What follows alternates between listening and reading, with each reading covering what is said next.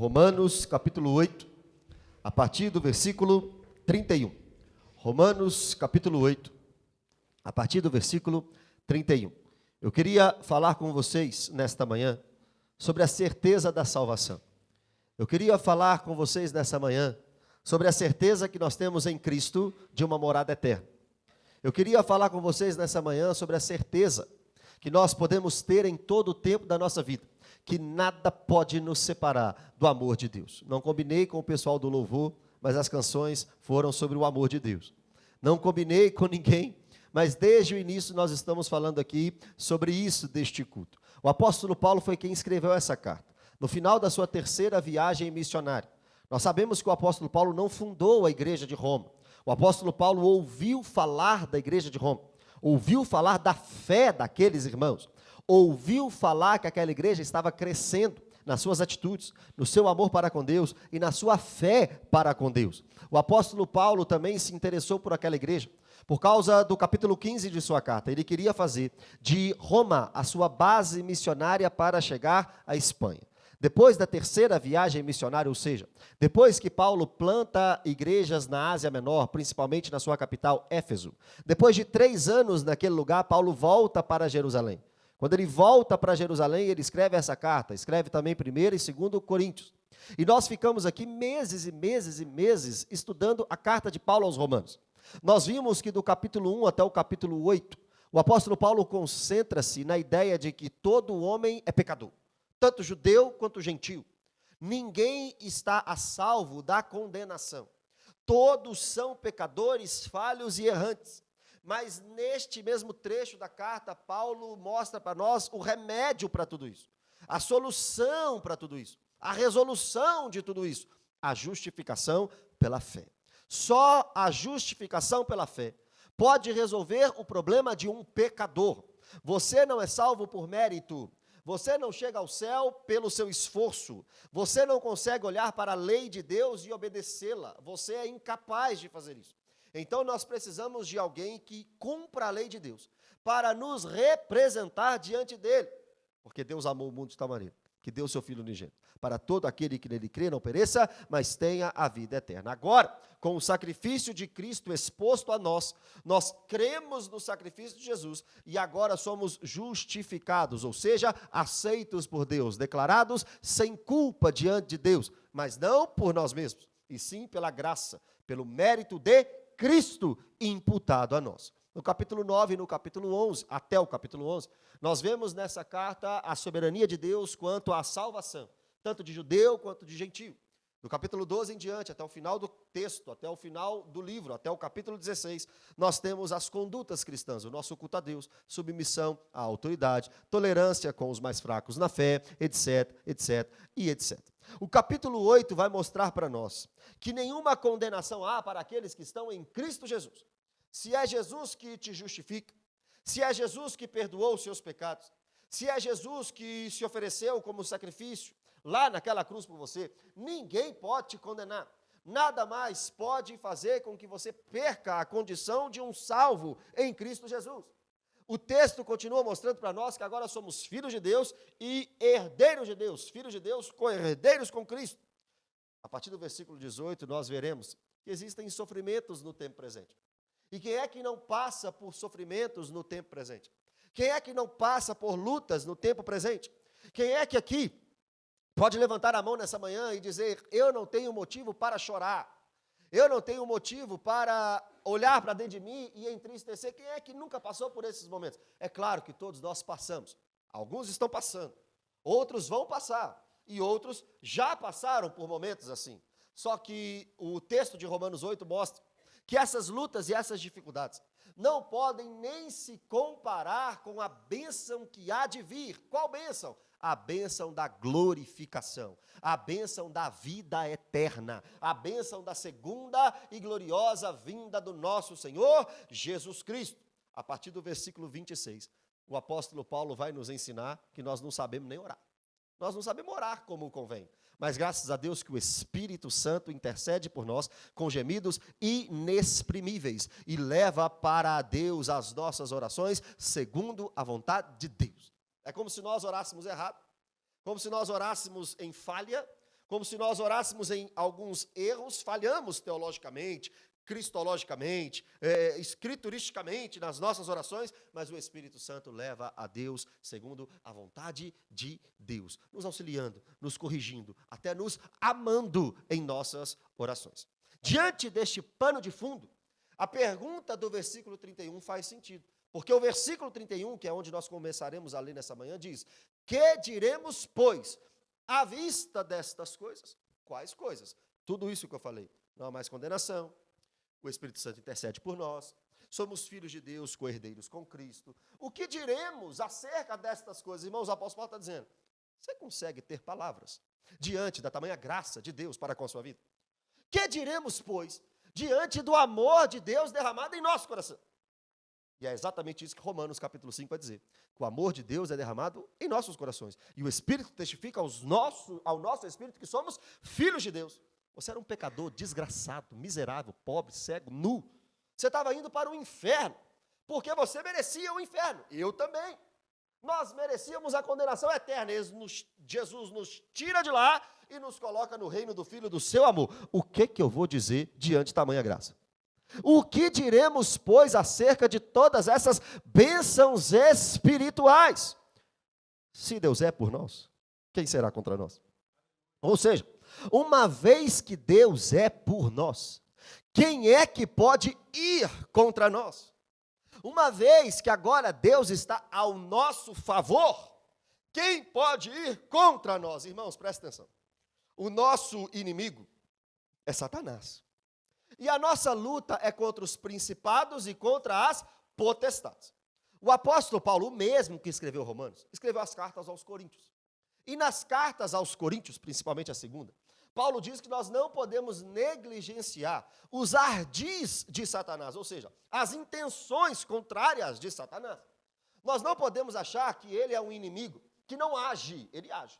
E os seus demônios também agem. Mas ele é um inimigo vencido, derrotado. A Bíblia diz que aquele que está em Cristo, o maligno não lhe toca. A Bíblia também diz: maior é o que está em nós do que o que está no mundo. Ele tenta a nossa vida, ele bagunça a nossa vida às vezes, ele tenta contra nós, mas nós temos Tessabaote. Sabe quem que é Tessabaote? Jeová Tessabaote, o Deus dos exércitos, ao nosso lado, do nosso lado, ao nosso favor. Uma vez que Deus é por nós, quem será contra nós? Sabe quem é que está do nosso lado? O Deus que a Bíblia diz assim, ó: bem sei que tudo pode, e nenhum dos seus planos podem ser frustrados. Sabe quem está do nosso lado para passar pelas lutas e dificuldades da vida? Aquele que Isaías disse assim, ó: ainda antes que houvesse dia eu era, e ninguém há que possa livrar alguém das minhas mãos. Agindo eu, quem impedirá? Sabe quem está do nosso lado? O onisciente, onipresente, onipotente. Sabe quem está do nosso lado? O maravilhoso conselheiro, Deus forte, Pai da eternidade, o príncipe da paz. Sabe quem está do nosso lado? A ressurreição e a vida, o caminho, a verdade e a vida, o pão da vida, a luz do mundo, a porta, o bom pastor, a videira verdadeira. Sabe quem está do nosso lado? O alfa, o ômega, o princípio e o fim, aquele que era, que é e que há de vir. Jesus Cristo de Nazaré está do nosso lado. Se Deus é por nós, quem será contra nós? O que Deus fez por nós? O 32 vai falar. Aquele que não poupou o seu próprio filho, antes por todos nós, judeu e gentio, o entregou. Porventura não nos dará graciosamente com ele todas as coisas? Vamos para uma verdade desse texto e por uma falsa interpretação desse texto. A verdade desse texto é: Jesus foi entregue pelo Pai ao nosso favor nessa terra. 2023 anos atrás, o Deus Pai olhou para a situação da terra, dos pecadores, dos homens dessa terra, e não poupou nem o seu próprio filho, em favor de todo aquele que viria a crer. Isso é uma bênção maravilhosa, grande e quase que inexplicável, humanamente falando. Para que você fosse salvo, para que você fosse liberto das garras do pecado, o Deus teve que se encarnar. É o maior milagre de todos os tempos. É o milagre de toda a Escritura, a encarnação de Deus. Ele abriu mão da sua glória, abriu mão do seu trono, e veio como um servo obediente até a morte e morte de cruz. Só que agora a continuação do texto diz assim, ó, no finalzinho dele. Porventura não nos dará graciosamente com ele todas as coisas? Então tem gente que pega um texto desse e diz assim, ó, eu posso ter tudo o que eu quiser, a hora que eu quiser, no momento que eu quiser, porque a Bíblia diz que Deus deu o Filho, então Ele vai dar todas as coisas. Então eu quero uma BMW. Então eu pego esse texto porque eu quero uma BMW. Então eu quero agora uma mansão. Eu pego esse texto e eu quero uma mansão. Eu quero agora um salário de 800 milhões de reais por dia. Aí tem aqui, eu posso, porque é isso. É isso que o texto está dizendo, irmão? É claro que não. O que o texto está dizendo para nós é que, concernente ao assunto de Romanos, capítulo 8, ele nos dá todas as coisas. Concernente à salvação, concernente à vida eterna, concernente a uma vida de santificação, concernente àquilo que precisamos para chegar no céu, ele nos dá todas as coisas. Irmão, você está seguro, porque você tem uma caminhada certa, um repouso certo e uma chegada certa. Você está caminhando num processo chamado santificação. Você já foi justificado, é um ato na sua conversão. O Espírito Santo habitou em você, e Efésios capítulo 1, versículo 13. E Efésios capítulo 4, versículo 30, mostra o Espírito Santo como penhor da nossa salvação, como garantia da nossa salvação. O Espírito Santo habitando em nós é aquilo que nos garante a chegada certa. E tudo que você precisa para chegar no céu, Ele vai te dar. Ele te deu uma igreja para congregar, Ele te deu o entendimento da palavra, Ele te deu o Espírito Santo, Ele te deu santificação, Ele te deu uma vida de boas obras, Ele te deu graça, Ele te deu fé, Ele te deu misericórdia, Ele fez com que você arrependesse, e tudo que você precisar daqui para frente até o dia de Cristo, Ele vai te dar. Pode ter certeza disso. Você é um salvo. Não tenha, se você segue a Jesus, se você creu em Jesus, se você busca o Senhor. Eu estou falando aqui para salvos. Se você está aqui nesse momento e é ímpio, você está indo para o inferno. Você está caminhando para a condenação eterna. Você precisa arrepender dos seus pecados nesta manhã, agora, e entregar completamente a sua vida a Jesus, para ter a certeza da vida eterna. Se você morrer sem essa certeza, o que te espera é o lago de fogo e enxofre, a saber, a segunda morte. Se você é crente, tudo que você precisa para a salvação, Deus te garante. Crente no Senhor Jesus que eu estou dizendo, tá? Não numa religião. Versículo 33.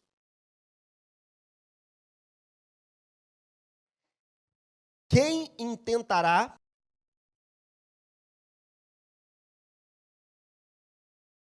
quem os justifica? Quem é que pode acusar quem Deus justificou? Irmão, o versículo 33 está mostrando para nós que é um caso encerrado. Acabou o debate. Acabou a batalha. Acabou o julgamento. Acabou o júri. Acabou a tentativa de condenar alguém que Deus justificou. Se Deus me justificou e se Deus te justificou, quem é que pode falar que você não é justificado? Se Deus tirou a sua culpa, quem é que pode colocar culpa em você? Se Deus te regenerou, quem é que pode te desregenerar? Se Deus te salvou, quem é que pode tirar a sua salvação? Se Deus te mantém nos braços dele e nas mãos dele, quem é que pode te tirar de lá? Até onde eu li, João capítulo 10, mostra Jesus falando que somos como ovelha na mão dele.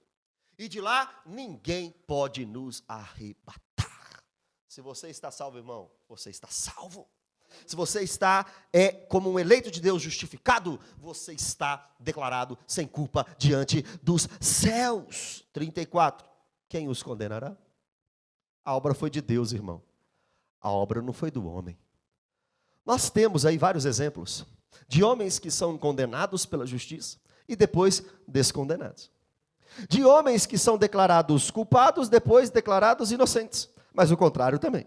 Nós temos homens declarados inocentes e depois declarados culpados pela justiça humana.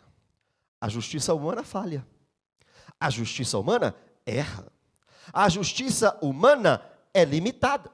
Mas agora, diante da justiça de Deus, a pergunta de Paulo é: quem os condenará? Os quem? Os eleitos de Deus. Os escolhidos por Deus. Os chamados por Deus. Os filhos de Deus. Quem vai condenar os filhos de Deus? Quem pode ser maior do que Deus? Quem tem uma palavra acima da palavra de Deus? A palavra de Deus é: creu no Senhor Jesus, está justificado. creu no Senhor Jesus, está salvo. Qual palavra é maior do que essa? Quem condenará aqueles que Deus justificou? Sabe por que ninguém pode fazer isso? Pela continuação do 34. É Cristo Jesus quem morreu, ou antes, quem ressuscitou, o qual está à direita de Deus. Só até aqui. Sabe por que você pode ter certeza da sua justificação? Porque quem te justifica é aquele que morreu e ressuscitou por você. É Jesus. Por que você está seguro na sua salvação? Por causa de você? Coitado de você, irmão. Coitado de mim. Se a salvação dependesse de mim, irmão, eu estaria perdido uma hora dessa. Se dependesse de você, você estaria perdido. Se dependesse de você ir até Cristo, você não iria até Cristo. Se dependesse de você se manter salvo, você não se manteria salvo. Por que é que eu me mantenho salvo? Por que é que você te mantém salvo? Porque Cristo morreu e ressuscitou. A obra é de Cristo. Quem te salva e quem te mantém salvo é Cristo. Judas, no capítulo único, no versículo 24. A Bíblia diz que Deus é poderoso para nos manter livres de tropeços até o dia dele, até o dia de Cristo, até a segunda vinda de Cristo. Jeremias capítulo 32, versículo 40, na profecia da nova aliança, o texto diz que Deus faria com que andássemos segundo a sua vontade. É Ele que nos liga a andar em obediência. É Ele que nos liga a andar em amor. É Ele que nos liga a andar em arrependimento. É Ele que nos liga a andar em fé. Romanos capítulo 6 diz, só porque vocês estão na graça, vocês vão viver em pecado? Isso não existe, de maneira nenhuma. Crente não vive em pecado. Na prática do pecado, porque esse crente morreu para o pecado, nós estamos justificados e agora nós estamos sendo santificados, por quê? Porque Cristo morreu e Cristo ressuscitou. E o que mais que Cristo faz por você? Hebreus 7, 25 e João 17 vai dizer a mesma coisa que o final de Romanos 8, 34, e também intercede por nós. Agora, irmão, se você tiver dúvida da sua salvação, tira nesse momento. Você é crente. Se você não é crente, tem que se arrepender. Se você é crente, o texto está dizendo que Jesus intercede por você. Jesus está clamando ao Pai pela sua vida. Jesus está representando a sua vida diante do Pai.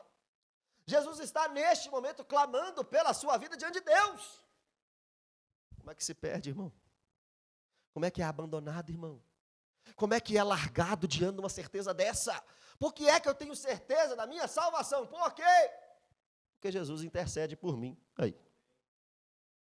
Porque Jesus ora por mim. Porque Jesus clama a seu favor. Porque Jesus ora em nossa direção, em relação ao Pai. Jesus ora por mim, ora por você, intercede, representa, está lá diante de Deus. Guarda o Marcelo, Pai. Guarda o Rubinaldo. Eu peço, Deus, pela vida da Giovana. Deus, guarda a Ana. Meu Senhor, eles são meus. Por que são meus? Porque eu comprei eles lá na cruz. Porque o Senhor me deu lá na cruz. O Senhor Jesus está intercedendo por nós. Tem uma frase que, se mal entendida, pode deixar. Tem uma frase que, se mal entendido, está errado. E se bem entendido, está certo. A frase é, uma vez salvo, salvo para sempre. Se você entender essa frase, pensando que essa frase quer dizer o seguinte, então já que eu estou salvo, eu posso viver a vida do jeito que eu quiser, posso viver no mundo, no pecado, fazendo o que eu quiser e eu estou salvo. Você não entendeu essa frase. Você não entendeu o que quer dizer essa frase. Se você entender assim, irmão, você nem se converteu. Se você acha que pode vir a Cristo e continuar na mesma vida, irmão, você nem se converteu. Porque a primeira marca de uma conversão, de uma regeneração, é mudança de vida. Se você acha que pode viver a vida do jeito que você quiser, você não se converteu. Então essa frase está errada. Ou melhor, o seu entendimento da frase está errado. Agora, se você entender uma vez salvo, salvo para sempre, no sentido de, se eu fui salvo por Deus, é Deus que me mantém na salvação, é Deus que me mantém na santificação, e é Deus que vai me glorificar, se você entender assim, aí está salvo, aí está certo. Aí está correta essa frase. Uma vez salvo, salvo para sempre. Por quê? Porque é Deus que me mantém salvo. É Deus que me guarda até a salvação. A prova disso, voltando um pouco no texto, é o versículo 29 e 30. Vamos ler? Romanos 8, 29 e 30. Olha o texto. Porquanto aos que de antemão conheceu, também os predestinou para serem conformes à imagem de seu Filho, a fim de que ele seja o primogênito entre muitos irmãos. Olha agora a sequência, olha a corrente da salvação. E aos que predestinou, a estes chamou. Aos que chamou, a estes justificou. E aos que justificou, a estes glorificou. Não tem escapatória dessa corrente. Te predestina, te chama, te justifica, estamos sendo santificados, e o próximo passo, a glorificação, na segunda e gloriosa vinda do nosso Senhor Jesus Cristo, quando seremos ressuscitados, para entrar naquilo que chamamos de eternidade, novo céu e nova terra. Está selado, está marcado, está determinado. Versículo 35 e versículo 36, vai mostrar que existe uma bênção por trás de uma dificuldade, para aqueles que são chamados por Deus. Quem nos separará do amor de Cristo? É uma pergunta retórica. Ou você tem a resposta? Se você tiver a resposta, a gente tenta mudar Romanos 8,35. Tem como mudar a palavra? Então você não tem a resposta. É uma pergunta retórica, melhor, você tem a resposta no sentido de ninguém. Né? Ninguém pode fazer isso. Mas você tem uma resposta para encaixar aqui, não, Paulo, espera, alguém pode me separar? Não. O texto diz, quem nos separará do amor de Cristo? É uma pergunta retórica, ou seja, ninguém. Vamos ver se alguém pode, então. Será tribulação. A tribulação pode te separar do amor de Cristo? Perceba e entenda esse amor de Cristo no sentido de, quem pode fazer com que Cristo não te ame? O que pode fazer, o que pode acontecer para que Cristo deixe de te amar? Tribulação. Quando você é atribulado, Jesus para de te amar? É muito provável. Aí que ele te ama mais. Aí que ele te pega no colo. Porque nós, igreja, somos atribulados, perseguidos. Nós passamos por dificuldade na vida, tormentos na vida. Então a tribulação, os sofrimentos da vida, as pressões da vida, não podem fazer com que Jesus nos deixe de amar. Não pode não. Mas e a angústia? Ah, irmão, Jesus disse várias vezes, ou melhor, poucas vezes na Bíblia, a minha alma ou o meu espírito está profundamente angustiado. Já passou por agonias da vida? Já passou por angústia da vida? Sabe o que é angústia? É aquele choro entalado. Sabe o que é angústia? É aquilo que você não consegue expressar. Sabe aquele choro, aquela tristeza, aquela dor no seu peito, no meio do seu peito, que você não consegue sair daquilo? Angústia.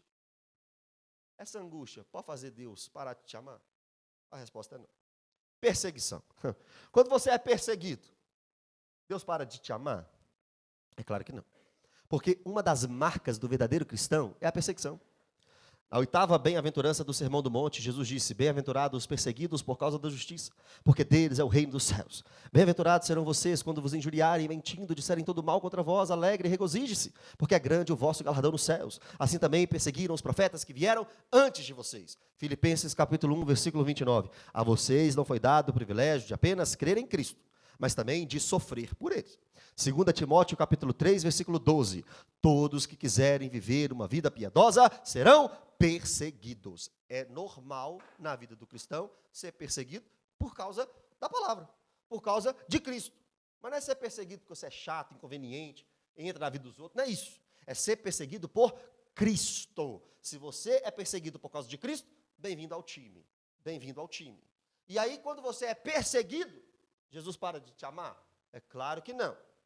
Fome, nudez, perigo, espada.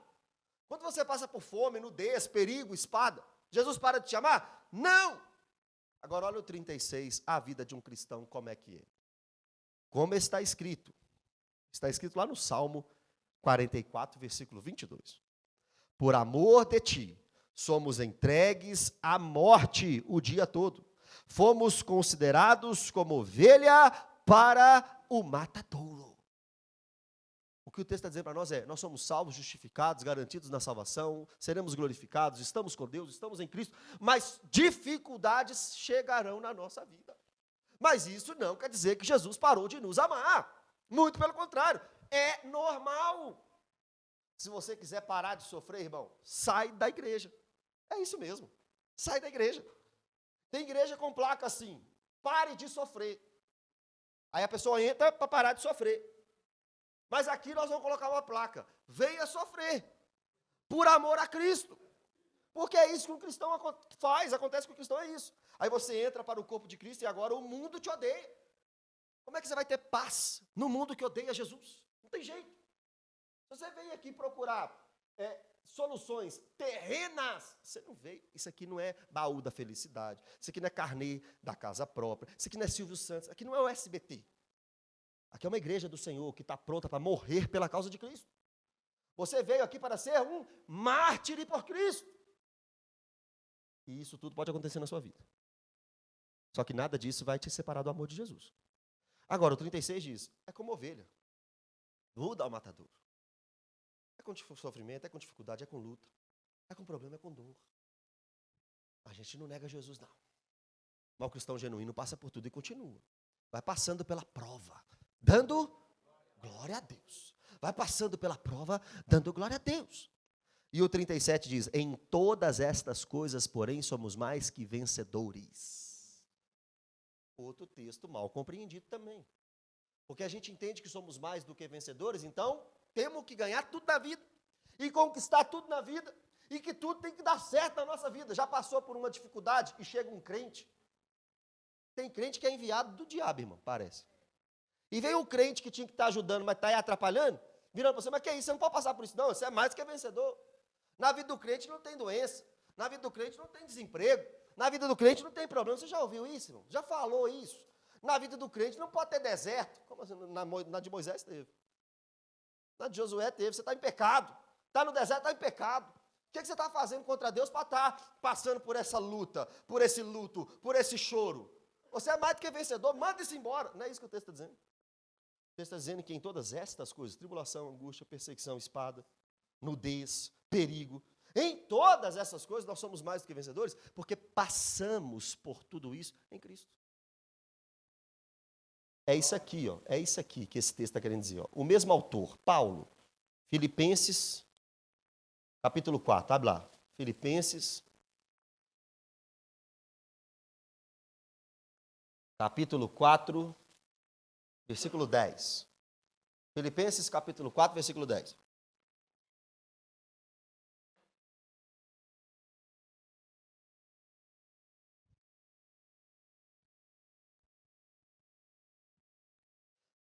Amém?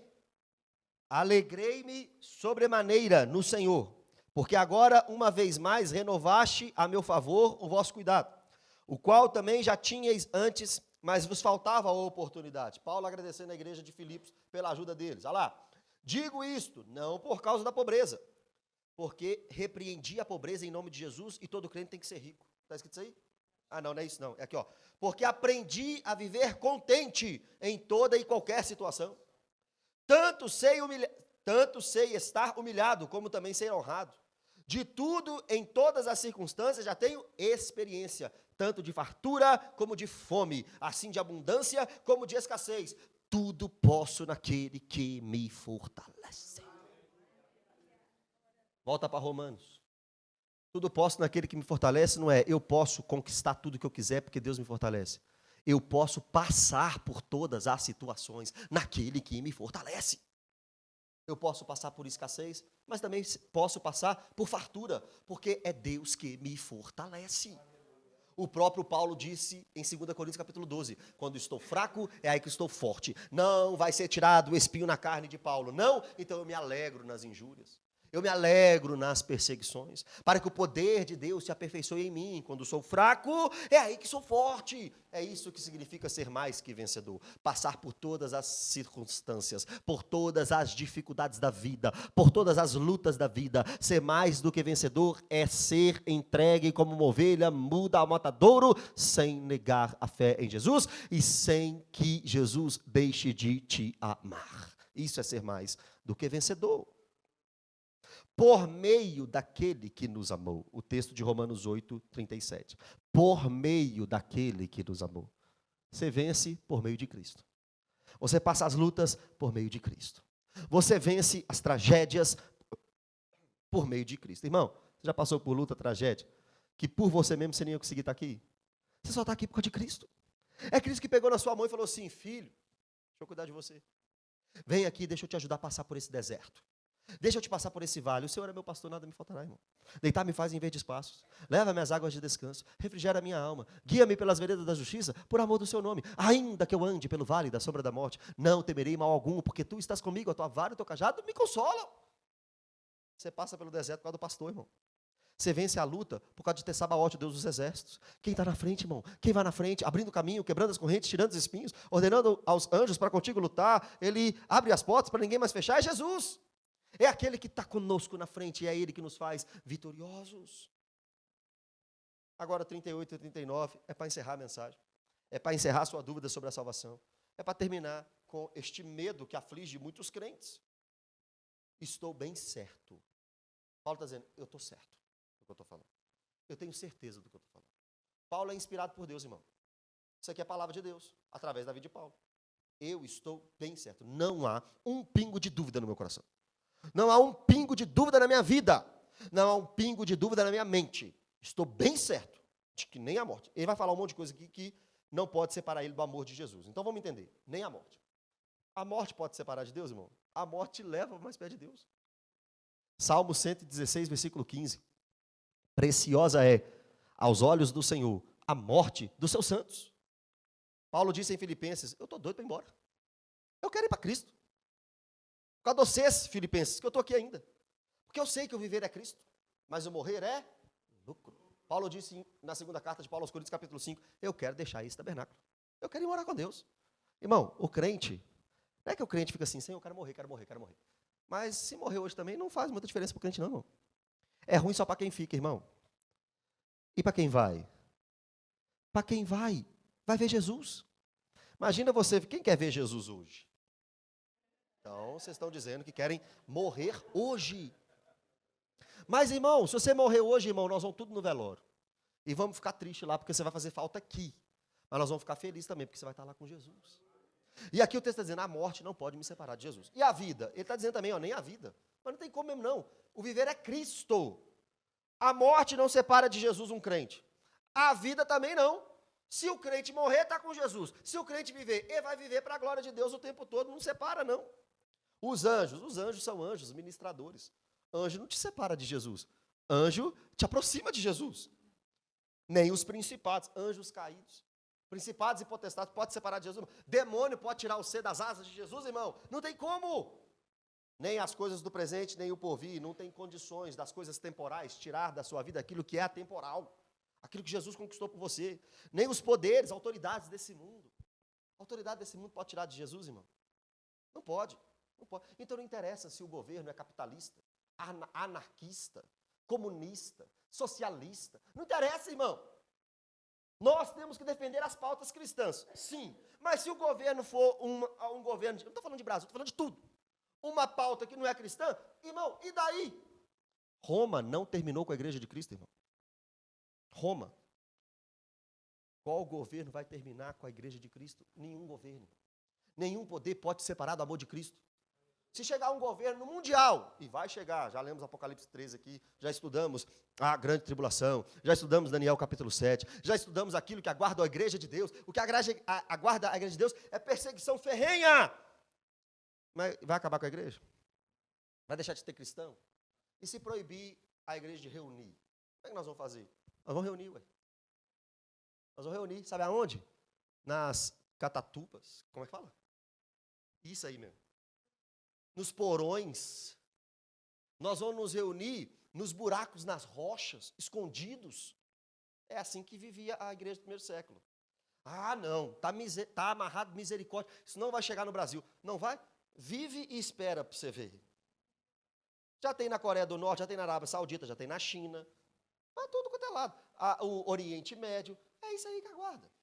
Agora, e se proibir a partir de amanhã os cultos, a fé cristã? Irmão, postei lá no meu Instagram, não sei quem viu, na Coreia do Norte, uma criança com uma família, uma criança de 2 anos, presa perpetuamente por terem uma Bíblia, E nós aqui no Brasil, a gente tem Bíblia, nem sabe onde é que está. Quando tem Bíblia, quando lê Bíblia, é porque está lá no Salmo 91, na cada avó. Isso é uma vergonha para nós. Você tem que amar isso aqui, você tem que ler isso aqui, porque, irmão, sangue foi derramado para chegar às palavras de Deus na nossa vida. Olha o texto, irmão, não tem como. os poderes não podem. A altura nem profundidade, irmão, de uma extremidade à outra da terra. Nada que existe pode separar do amor de Deus.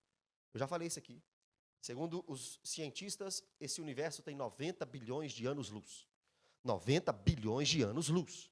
Significa que se você viajar na velocidade da luz, que é 300 mil quilômetros por segundo, a velocidade da luz é 300 mil quilômetros por segundo. Se você viajar a 300 mil quilômetros por segundo, você vai de uma extremidade à outra demorando 90 bilhões de anos-luz. Nada nessa viagem pode separar do amor de Deus. Não existe nada nesse universo que te tira do amor de Jesus. Nem qualquer outra criatura poderá nos separar do amor de Deus, que está em Cristo Jesus, nosso Senhor. Agora eu entendi por que nada pode me separar do amor de Deus. Porque o amor de Deus está depositado em Cristo Jesus. E nós estamos em Cristo Jesus. Só existe um jeito de você parar de ser amado por Deus. Se Deus parar de amar o seu filho. Isso vai acontecer? Não vai. E como nós somos representados por Cristo, como nós estamos em Cristo, Deus irá nos amar para sempre. Para sempre. Amém, meus irmãos? Glória a Deus. Obrigado, Senhor, pelo teu amor. Obrigado, Senhor, pela tua palavra. Obrigado, Senhor, pela certeza que podemos ter, que por causa de Cristo somos aceitos pelo Senhor. Obrigado, Deus, porque o Senhor nos amou em Cristo Jesus. Obrigado, Deus, porque o Senhor nos resgatou e nos transformou. Obrigado, Deus, porque estamos certos da vida contigo. Oh, meu Deus, guarda cada coração aqui nos momentos de luta e de batalha. Nos momentos de dificuldade, nos momentos de dores. Que eles possam lembrar, Deus, que nem espada, nudez, perigo, nada pode separá-los do amor de Deus. Meu Deus, coloque a certeza da salvação no coração e na mente de cada irmão. Deus, nos coloque firmados nesta verdade, nesta palavra. Nos ajude, Deus, a lembrar que Jesus intercede por nós em todo tempo. Passamos por tantas dificuldades, Deus, que querem nos arrebatar da tua presença, que querem nos tirar do teu amor, mas elas não conseguem. Elas não conseguem. Estamos guardados e firmados no teu santo amor por nós, Deus. Obrigado, Jesus. Obrigado.